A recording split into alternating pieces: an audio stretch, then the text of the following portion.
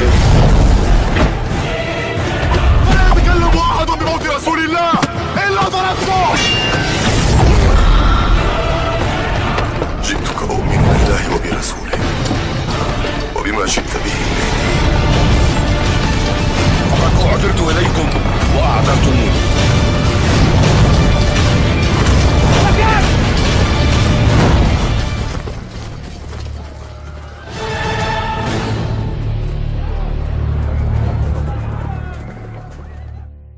Di dalam kitab Durratun Nasihin ada satu ungkapan dari Imam Abu Laits. Imam Abu Laits mengatakan sab'atu asya tunawwirul kubra. Ada 7 perkara yang bisa menerangi alam kubur. Bahwa kita nanti pasti akan menikmati alam barzah, yaitu alam setelah dunia ini. Semua kita suka nggak suka, mau tidak mau pasti akan meninggalkan dunia ini, dan kita akan beralih ke alam yang berikutnya setelah dunia, yaitu alam barzah. Alam barzah adalah alam yang menjadi pintu gerbang kita menuju alam akhirat. Kalau kita akan menuju ke alam akhirat, pasti akan melewati satu alam, yaitu alam barzah atau alam kubur. Berapa lama kita di alam kubur? Ya, sampai datangnya hari kiamat. Jadi kita berada di alam barzah itu juga sementara, sampai menunggu tibanya hari kiamat. Kalau hari kiamat itu datangnya 1000 tahun lagi, ya berarti kita di alam kubur 1000 tahun lagi. Kalau kiamat 1000 abad lagi, ya kita tinggal di alam kubur 1000 abad lagi. Nah, penantian yang begitu lama di alam barzah, tentu kita harus membawa bekal. Jangan sampai kita meninggal dunia dengan tanpa membawa bekal amal, sehingga penantian di alam barzah akan menjadi sebuah siksaan. Sebab ada orang yang di alam barzah itu mendapatkan nikmat kubur, ada orang yang di alam barzah mendapatkan azab kubur. Tergantung amal dia, perbuatan dia ketika hidup di dunia ini. Maka semestinya kita berhati-hati dalam bertindak di dunia ini, karena sebelum kita ke alam akhirat, sebelum kita mendapatkan hukuman di akhirat, maka ada hukuman yang sifatnya sementara yang ada di alam kubur atau alam barzah. Alam barzah itu alam yang begitu gelap, ya. Di dunia ini segelap-gelapnya dunia masih ada seberkas cahaya, ya. Malam itu ya masih begitu, masih ada terang lah, masih banyak lampu. Tapi di alam barzah itu gelap yang berlipat ganda. Gelap yang berlipat ganda, gelap yang belum pernah kita alami di dunia ini.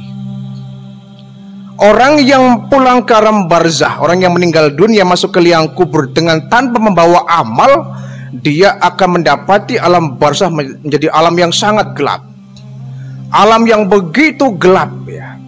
Dan ini sangat rugi, celaka kalau kemudian orang meninggal dunia dengan tanpa membawa bekal, sehingga nanti di alam barzah dia mendapatkan kegelapan yang begitu berlipat ganda. Oleh karena itu Imam Abu Laits mengatakan ada sab'atu asya, ada 7 perkara, 7 amaliyah tunawwirul qabra yang bisa menerangi alam kubur. Walaupun ini bukan setingkat hadis, ya, tetapi ini bisa menjadi sebuah nasihat untuk kita. Apa itu 7 perkara yang bisa menerangi alam kubur? Yang pertama kata beliau, al-ikhlasu fil ibadah. Pertama yaitu ikhlas dalam beribadah. Ini amal yang pertama yang bisa menerangi alam kubur. Ikhlas ketika beribadah. Oleh karena itu ketika kita melaksanakan ibadah, sholat misalkan, puasa misalkan, zakat misalkan, atau haji atau umroh, biasanya niatnya di ujungnya ada kalimat lillahi ta'ala. kita niatkan ibadah sholat kita, ibadah puasa kita, zakat kita, haji kita lillahi ta'ala, karena Allah. Jadi orang yang ibadahnya karena Allah, ini ciri-ciri orang yang ikhlas. Tapi kalau ada orang ibadah yang motifnya ada motif lain, motif duniawi, motif ingin dipuji orang, motif ingin mendapatkan penghargaan orang, atau dia ingin membuat sebuah konten, umpama ya, dia bersedekah di video kemudian dijadikan sebagai konten YouTube yang niatnya bukan karena Allah tapi mencari perhatian, subscribe dan lain sebagainya. Jadi orang yang beribadah karena Allah ini memang butuh latihan ya, tidak mudah. Kadang kita membaca Al-Quran ada niat-niat tersembunyi ingin dipuji orang. Kadang kita sholat ya, ada niat-niat ingin mendapatkan perhatian orang. Kita bersedekah ingin dilihat orang. Kita haji apalagi dilihat orang sekampung.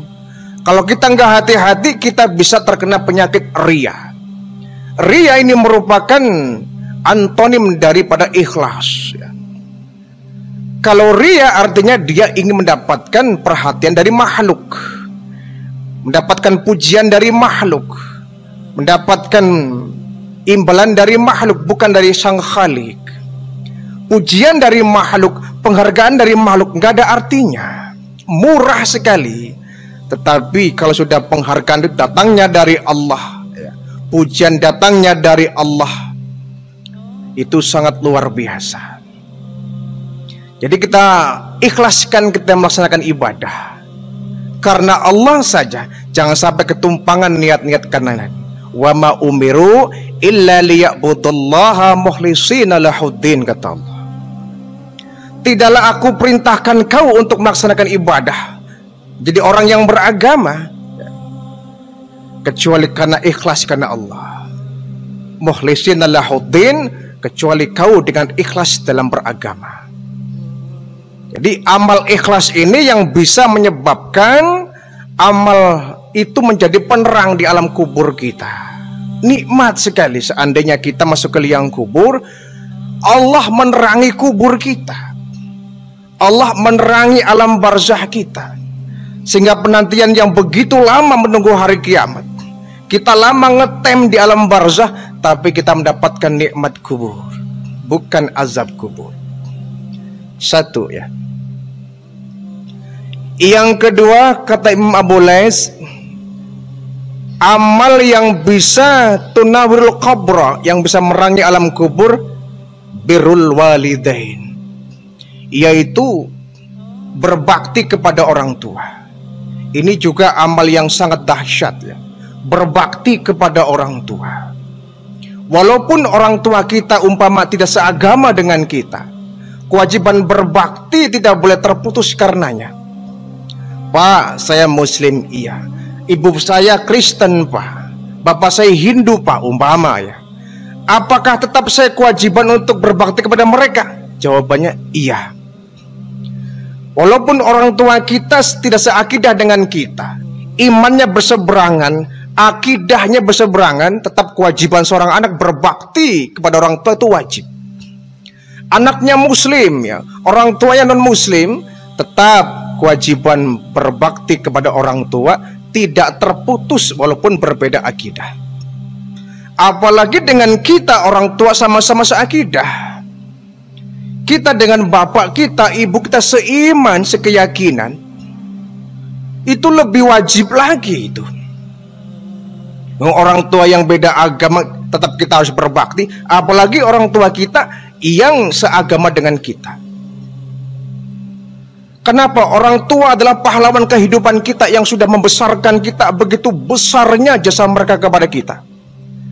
Ibu kita yang telah mengandung kita 9 bulan, melahirkan kita dengan begitu susah payah, mempertaruhkan nyawa, meneteskan air mata, mencucurkan keringat, mengalirkan darah demi untuk melahirkan kita, menyusui kita selama 2 tahun.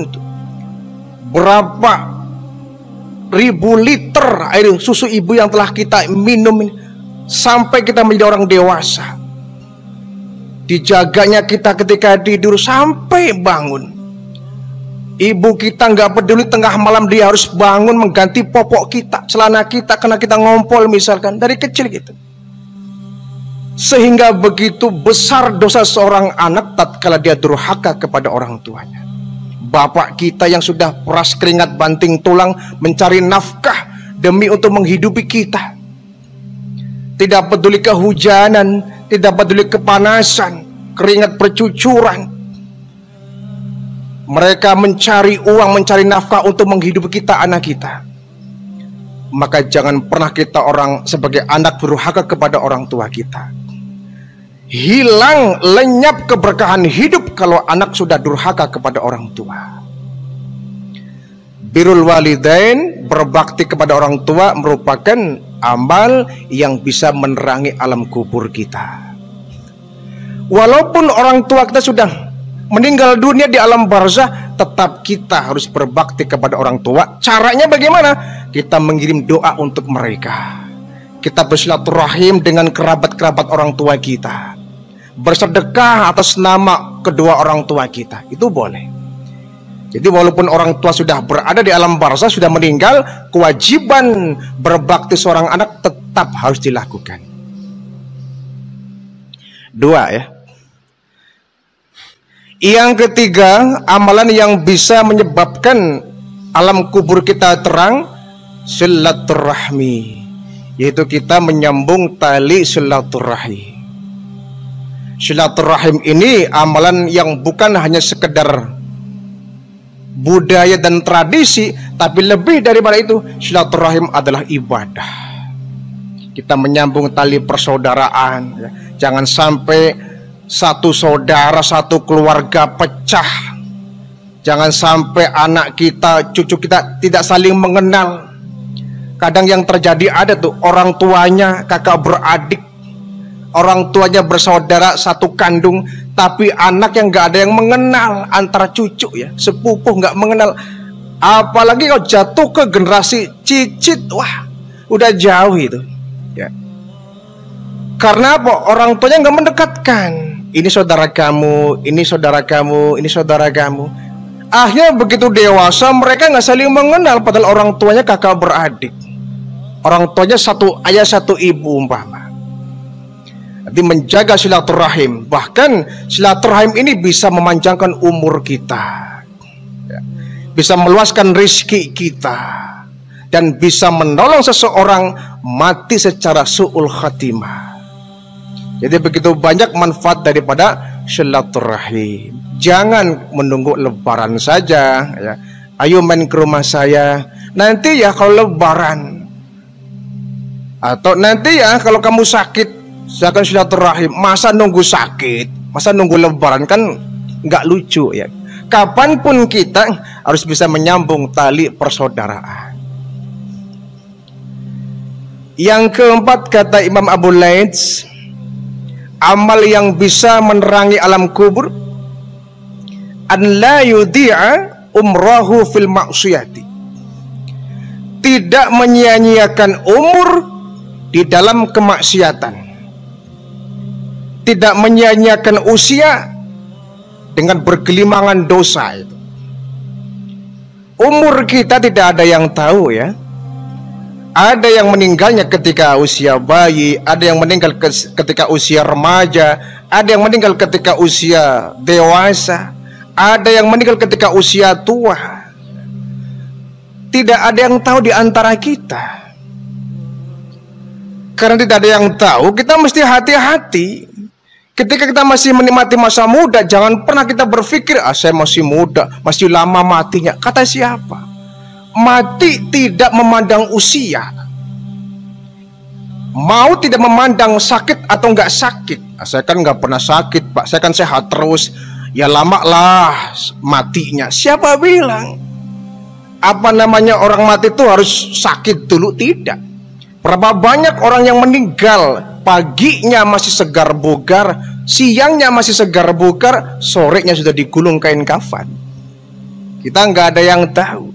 Maka jangan pernah kita bermain-main dengan yang namanya usia, umur kita. Apalagi sudah mendekati limit usia senja ya, sudah tua. Segeralah bertobat kepada Allah, karena waktu sudah hampir mendekati tiba itu. Masa-masa dia diusung di alam barzah itu. Makanya kata baginda Rasul, Allah lebih menyukai taubatnya anak muda daripada taubatnya orang tua. Kenapa? Kalau orang tua bertaubat itu nggak ada istimewanya. Kalau ada orang tua ahli ibadah, ahli sujud, ahli sholat duha, ahli tahajud, ahli puasa, gemar ke masjid, gemar baca Quran, sudah tua umurnya, nggak istimewa. Memang harusnya begitu. Tapi masih muda, masih gagah perkasa, masih darah mengalir dengan segar ya. Dia masih terbawa oleh usia muda, tapi dia taat kepada Allah, dia melaksanakan ibadah. Ini luar biasa. Dia taubat kepada Allah. Kan jarang-jarang ada anak muda insaf taubat, itu kan jarang. Anak muda kebanyakannya ya itu merasa dia masih gagah ya. Dia masa-masa pencarian jati diri. Terkadang dia melakukan tindakan anarkis. Tapi jangan lupa ya, usia muda bukan berarti masih jauh dari kematian. Berapa banyak orang yang masih muda ya, cucunya masih sehat, masih segar bugar, meninggal dunia. Kakeknya yang sudah puluhan tahun sakit nggak meninggal lebih banyak gitu ya. Malah yang duluan menyusui cucunya yang masih muda, segar bugar. Anaknya masih muda, masih segar bugar, meninggal dunia. Orang tuanya sudah sakit-sakitan puluhan tahun nggak meninggal. Yang seperti ini banyak. Jangan pernah kita mempermainkan usia kita. Gunakan umur yang ada untuk melaksanakan ibadah kepada Allah Subhanahu wa Ta'ala. Jangan sampai kita menyesal sampai di limit usia kita, sudah mendekati sakratil maut, kita baru taubat. Kemarin kemana saja? Sudah mau mati cengap-cengap baru dia ingin taubat, ingin ibadah, ingin tahajud, ingin duha. Kemarin kemana saja ketika masih segar bugar? Jangan sampai kita taubatnya ditolak oleh Allah gara-gara malam yughargir, nyawa sudah di kerongkongan. Allah yudhi'a umrahu fil maksiyati. Tidak menyanyiakan umur dalam kemaksiatan, ini bisa menerangi alam barzah kita. Yang kelima, amal yang bisa menerangi alam kubur, Allah yudbi'a hawahu. Tidak memperturutkan hawa nafsu. Nah, ini yang sulit juga ya. Tidak memperturutkan, tidak mengikuti bisikan hawa nafsu. Manusia itu kan punya akal, punya nafsu ya. Terkadang akalnya kalah dengan nafsunya. Kadang nafsu yang dikalahkan oleh akal. Orang yang bisa menangkis nafsu dengan akal ini orang hebat. Tapi kalau ada orang yang akalnya dikuasai nafsu, ini celaka ya. Dan banyak pula orangnya, tidak sedikit orang yang nafsunya itu merajai akalnya. Nafsunya menguasai dirinya, jiwanya, raganya, sehingga hidupnya seperti binatang. Binatang, kalau dia selalu berbuat salah karena dia nggak punya akal. Tapi manusia dikasih akal agar tidak selalu salah itu. Kalau tahu salah, segera untuk memperbaiki diri, nafsunya bekerja, akalnya bekerja. Jadi dua potensi ini, dua onderdil yang Allah berikan kepada kita, nafsu dan akal harus sejalan dan seiring. Ya. Nafsu ada manfaatnya. Ya. Jangan dikira nafsu nggak ada manfaatnya. Nafsu itu ada manfaatnya. Allah menganugerahkan kita nafsu, ada manfaatnya. Contoh, kalau kita nggak diberikan nafsu, kita nggak bisa makan enak, kita nggak bisa tidur. Contoh seperti malaikat. Malaikat tuh hidupnya polos itu ya, monoton, nggak pengen makan, nggak pengen tidur, nggak pengen ada perasaan cinta dengan lawan jenis. Kenapa? Nggak punya nafsu.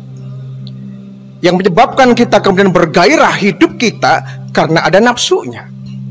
Menggapai masa depan, menggapai cita-cita, ingin menikah, ingin berumah tangga, ingin bekerja lebih baik, ingin punya rumah. Ini kan karena ada dorongan hawa nafsu. Tetapi harus diimbangi dengan akal sehat agar nafsu kita tidak menjerumuskan kita. Jadi orang yang bisa la yutbi'a hawahu, tidak mengikuti hawa nafsunya, sikap seperti ini bisa menjadi penerang di alam barzah. Yang keenam, kata Imam Abu Laits, perkara yang bisa menerangi alam kubur, an yastahida fit ta'ati, bersungguh-sungguh di dalam ketaatan. Bersungguh-sungguh di dalam ketaatan. Tentu kita ketika beribadah, sholat ya kita harus bersungguh-sungguh. Kita bersaum, beribadah puasa harus sungguh-sungguh. Kita berzakat, berinfak, bersedekah harus sungguh-sungguh. Kita haji, umrah harus sungguh-sungguh. Nggak boleh setengah-setengah ya. Fisilmi kafah, kata Allah. Masuklah kau ke dalam Islam secara total, tidak boleh setengah-setengah. Artinya kita menjalankan syariat Islam harus sungguh-sungguh. Tidak boleh main-main. Ya, karena kita dikejar tadi, kita dikejar masa-masa waktu yang kian mendekati mati. Ya. Kita ini kan dalam hidup ini mendekati mati ya. Kita tiap detik, tiap jam, tiap hari, tiap minggu semakin kita mendekati ke arah mati. Bukan semakin menjauh, semakin dekat dengan mati. Karena kita semakin dekat dengan mati, ya kita harus bersungguh-sungguh dalam beramal. Bersungguh-sungguh dalam beramal. Sholat, sungguh-sungguh jangan main-main. Puasa, sungguh-sungguh jangan main-main. Karena nggak ada manfaatnya kalau kita beribadah dengan main-main ya. Allah pun menciptakan kita yang nggak main-main. Allah memerintahkan kita untuk beribadah ya sungguh-sungguh, tidak untuk main-main. Yang terakhir, yang ketujuh, amal yang bisa menerangi alam kubur, ayyukatsira dzikrallah, memperbanyak zikir kepada Allah. Ini bisa penerang amal. Zikir itu artinya ingat ya. Zikrullah, ingat kepada Allah. Orang yang ingat kepada Allah, Allah pun akan ingat kepada orang itu. Kalau kita lupa kepada Allah, ya Allah lupa kepada kita. Allah bagaimana kita? Kita ingat kepada Allah, Allah ingat kepada kita. Kita lupa kepada Allah, Allah lupa kepada kita. Kalau kita ingat Allah ketika sedih, maka Allah akan ingat kepada kita ketika kita senang. Kalau kita ingat kepada Allah ketika senang, maka Allah akan ingat kepada kita saat kita sedih. Jadi kita hanya memiliki sandaran vertikalnya hanya kepada Allah. Zikrullah, ingat kepada Allah. Mau makan, ingat kepada Allah. Mau tidur, ingat kepada Allah. Mau masuk ke kamar kecil, buang hajat, ingat kepada Allah. Mau bersedekah, ingat kepada Allah. Mau mencari nafkah, ingat kepada Allah. Selagi kita ingat kepada Allah, Allah akan ingat kepada kita. Kalau Allah ingat kepada kita, maka apapun yang kita minta, insya Allah Allah kabulkan. Ya. Nah, cara zikrullah yang tepat adalah dengan kita melaksanakan ibadah, terutama adalah sholat 5 waktu. Sholat 5 waktu merupakan wujud zikrullah. Zikrullah yang paling intim kita dengan Allah adalah dengan melaksanakan sholat. Tanpa sholat, ya nggak bisa diterima. Ada orang misalkan, saya emang nggak sholat pak, tapi saya ingat kepada Allah. Mana mungkin bisa? Ya, ingatnya kita kepada Allah diwujudkan, dipraktekkan dengan sholat. Jangan sampai sama walaupun nggak pernah sholat pak, saya ingat kepada Allah. Ya apa artinya? Ingat kepada Allah artinya dengan ibadah. Ibadah puasa, ibadah sholat, baca Quran. Ini merupakan cara kita ingat kepada Allah. Bukan ingat kemudian cuma ingat saja. Saya ingat kok pak, saya ingat kok pak. Tapi nggak mau sholat, tapi nggak mau puasa. Ingat model apa gitu? Ingatnya kita bukan sekedar ingat Allah, ada Allah, ada Allah. Bukan cuma itu. Tapi bagaimana kita wujudkan dengan ibadah, itu merupakan ingat kepada Allah yang sesungguhnya. Nah, 7 amalan ini yang bisa menjadikan tunawirul qabra, yang bisa menerangi alam kubur kita.